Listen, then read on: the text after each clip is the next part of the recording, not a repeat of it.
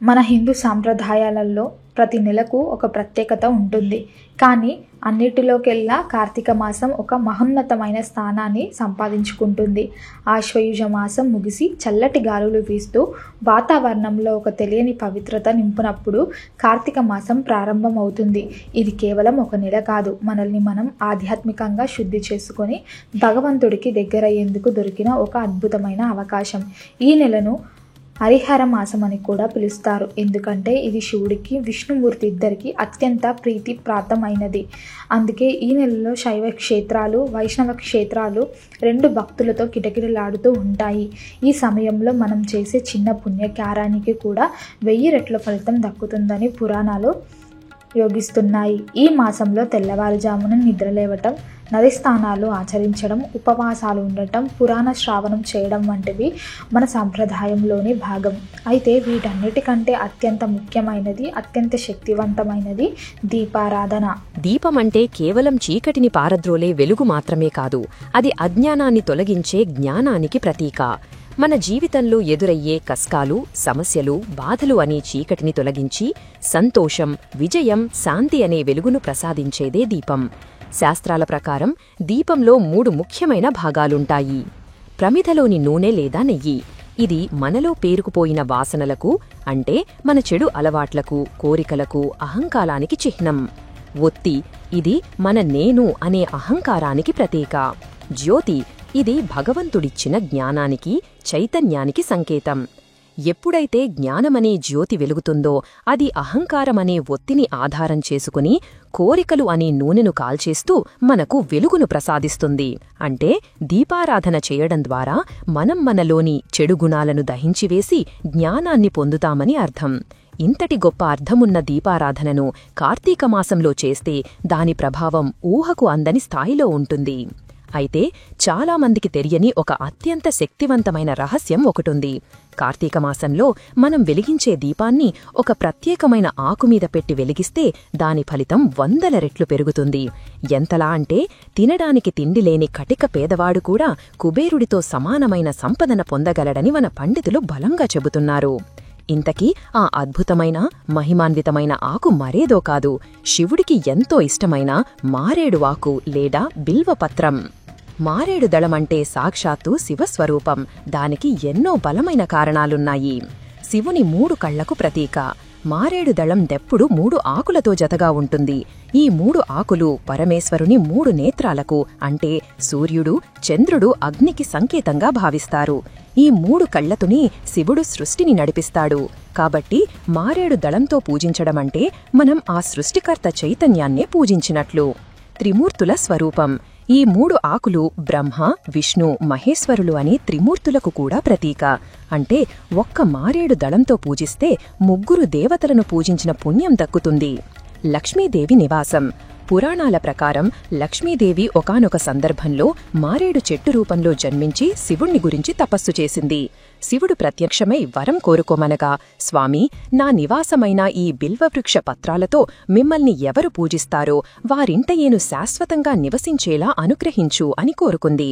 అందుకే మారేడు ఆకు చివరి భాగంలో లక్ష్మీదేవి కొలువై ఉంటుందని నమ్మకం.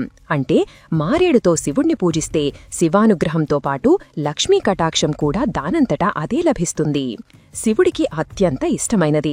ఒకసారి పార్వతీదేవి సరదాగా శివుణ్ణి కళ్ళు మూయగా సృష్టి మొత్తం అంధకారంలో మునిగిపోయింది. ఆ సమయంలో పార్వతీ శరీరం నుండి చిందిన చెమట బిందువుల నుండి మారేడు వృక్షం పుట్టిందని ఒక కథనం ఉంది. అందుకే ఈ వృక్షం శివుడికి అంత ప్రీతిపాత్రమైనది. ఒక సాధారణ వేటగాడు తెలియక శివరాత్రి రోజు రాత్రంతా ఒక మారేడు చెట్టు ఎక్కి ఆ ఆకులను తెంచి కింద పడేస్తూ ఉంటే అవి కింద ఉన్న శివలింగంపై పడ్డాయి. ఆ రాత్రంతా ఉపవాసం, జాగరణ, బిల్వపత్ర పూజ తెలియకుండానే జరిగిపోవడంతో ఆ వేటగాడికి మరుసటి జన్మలో కుబేరుడుగా పుట్టేంతటి అదృష్టం పట్టింది. తెలియక చేస్తేనే అంత ఫలితం వస్తే తెలిసి భక్తితో కార్తీక మాసంలో ఈ ఆకుమీద దీపం వెలిగిస్తే ఫలితం ఎలా ఉంటుందో మీరే ఊహించుకోండి. మారేడు ఆకులో దీపారాధన చేసే పద్ధతి గురించి ఇప్పుడు తెలుసుకుందాం. ఈ పూజకు పెద్దగా ఖర్చు, ఆర్భాకం అవసరం లేదు. కావాల్సిందల్లా స్వచ్ఛమైన భక్తి, కాస్త శ్రద్ధ మాత్రమే.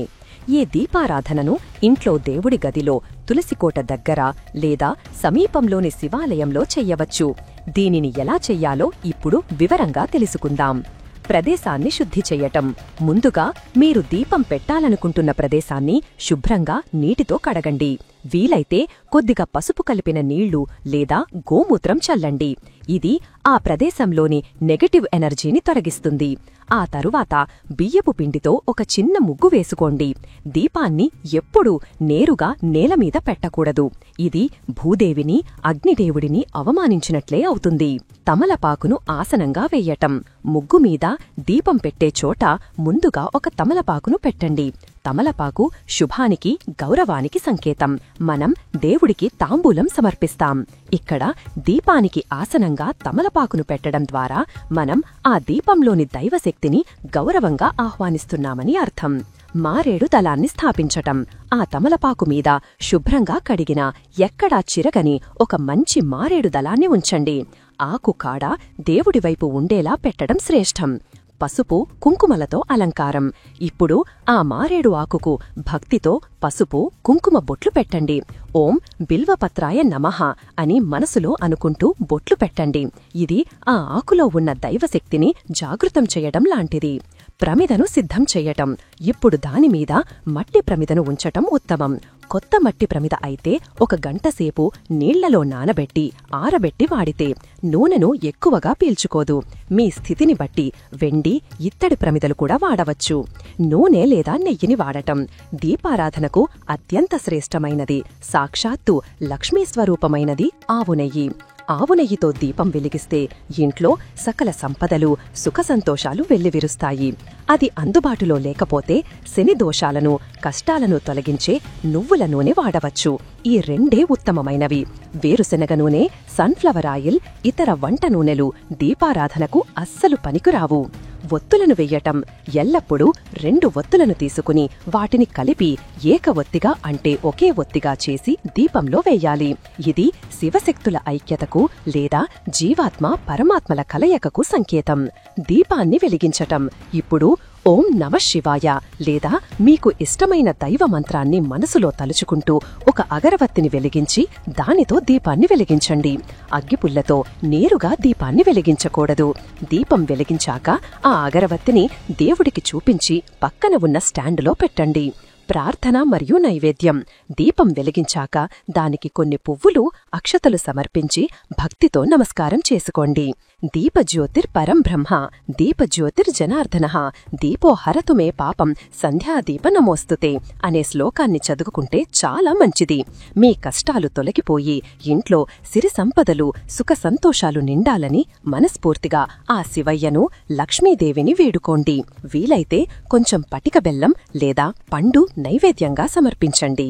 ఈ చిన్న ప్రక్రియ చేయడానికి మహా అయితే 10 నిమిషాలు పడుతుంది. కానీ దీనివల్ల మీ జీవితంలో కలిగే మార్పు అద్భుతంగా ఉంటుంది. మీ ఇల్లు బంగారంతో నిండిపోవడమంటే కేవలం డబ్బు రావడం మాత్రమే కాదు. ఇంట్లో అనవసరమైన గొడవలు ఆగిపోతాయి. భార్యాభర్తల మధ్య అన్యోన్యత పెరుగుతుంది. పిల్లలు బాగా చదువుకుంటారు. అనారోగ్యాలు దూరమవుతాయి. మీరు చేసే ఉద్యోగం, వ్యాపారంలో తిరుగులేని విజయం లభిస్తుంది. గుర్తుంచుకోవలసిన ముఖ్యమైన నియమాలు గురించి ఇప్పుడు తెలుసుకుందాం. దీపం కొండెక్కని ఇవ్వద్దు. పూజ పూర్తయ్యే వరకు దీపం ఆరిపోకుండా చూసుకోవాలి. ఒకవేళ గాలికి ఆరిపోయేలా ఉంటే దానికి అడ్డంగా ఒక పుస్తకం లాంటిది పెట్టండి. దిక్కుల ప్రాముఖ్యత. దీపం ముఖం తూర్పు వైపు పెడితే ఆరోగ్యం, ఉత్తరం వైపు పెడితే ధనలాభం కలుగుతుంది. పడమర వైపు అంత శ్రేష్టం కాదు. దక్షిణం వైపు అస్సలు పెట్టకూడదు. ఇతరుల దీపాలను కదపవద్దు. గుడికి వెళ్లినప్పుడు దీపం పెట్టాలనుకుంటే అక్కడ ఇప్పటికే వెలుగుతున్న దీపాలను పక్కకు జరపడం, ఆర్పేయడం వంటివి చెయ్యకూడదు. అది మహాపాపం. ఇతరుల భక్తిని గౌరవించాలి. శుభ్రమైన ఒత్తులు, నూల వాడాలి. వాడిన ఒత్తులను మళ్లీ వాడకూడదు. ప్రతిరోజు కొత్త ఒత్తులని ఉపయోగించాలి. ఆహార నియమాలు. కార్తీక మాసం మొత్తం సాత్విక ఆహారం తీసుకోవాలి. మాంసాహారం, ఉల్లి, వెల్లుల్లి లేకుండా ఆహారం తీసుకోగలిగితే మీ శరీరం, మనసు రెండూ తేలికపడి పూజ మీద ఏకాగ్రత పెరుగుతుంది. కార్తీక మాసమనేది భగవంతుడు మనకిచ్చిన ఒక అద్భుతమైన వరం, ఒక గోల్డెన్ ఆపర్చునిటీ. ఈ సమయంలో మనం చేసే ప్రతి చిన్న మంచి పని, ప్రతి చిన్న పూజ మన పుణ్యంగా జమవుతుంది. ముఖ్యంగా ఈ వీడియోలో మనం వివరంగా చర్చించుకున్నట్లుగా మారేడు ఆకు మీద దీపం వెలిగించడం అనే ఒక చిన్న మార్పుతో మీ జీవితంలో ఒక పెద్ద సానుకూల మార్పును మీరే మీరే స్వయంగా చూస్తారు. సందేహాలను పక్కన పెట్టి పూర్తి నమ్మకంతో, భక్తితో ఈ యొక్క పని చేసి చూడండి. ఆ త్రినేత్రుడు చల్లని చూపు, ఆ జగన్మాత అయిన లక్ష్మీదేవి కరుణా కటాక్షాలు మీ మీద, మీ కుటుంబం మీద ఎల్లప్పుడూ ఉంటాయి. మీ కష్టాలన్నీ కర్పూరంలా కరిగిపోయి మీ జీవితం దీపాల వెలుగులతో నిండిపోవడం ఖాయం. ఓం నమః శివాయ. ఈ వీడియో మీకు నచ్చినట్లయితే లైక్ చేయండి, షేర్ చేయండి. ఇలాంటి మరిన్ని వీడియో కోసం ఛానల్ను సబ్స్క్రైబ్ చేసుకోండి. అలాగే బెల్ ఐకాన్ను నొక్కండి. దీని ద్వారా మేము చేసే ప్రతి వీడియో నోటిఫికేషన్ రూపంలో మీ వద్దకు చేరుతుంది.